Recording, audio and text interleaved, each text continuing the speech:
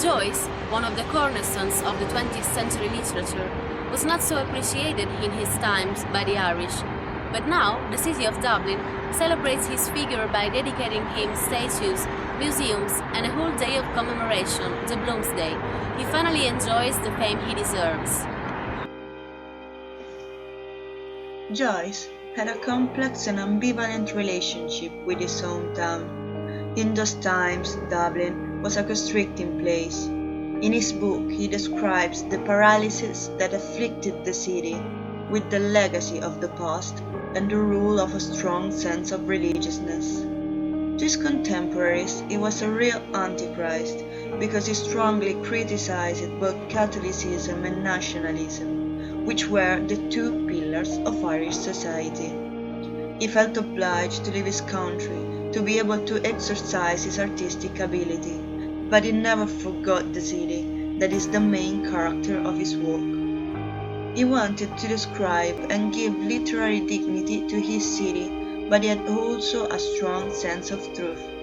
He went on despite the accusation of immorality in order to serve the purpose of describing the rapid changes of the modern era.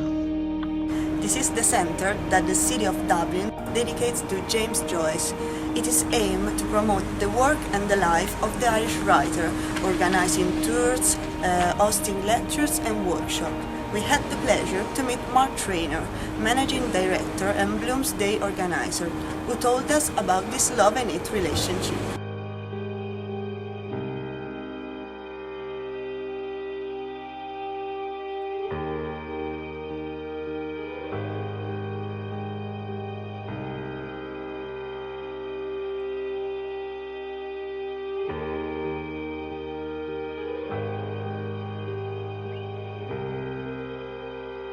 The relationship that Joyce had with his home city was an extremely complex one.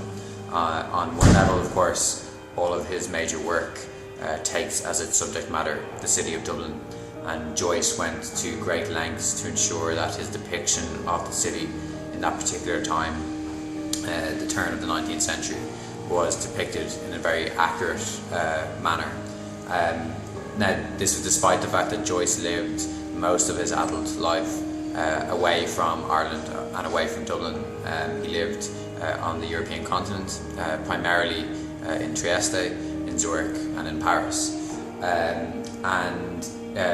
This was his decision to leave Ireland was a conscious one. He felt that Ireland was a place which restricted people in terms of their opportunities, in terms of their intellectual, spiritual, sexual development.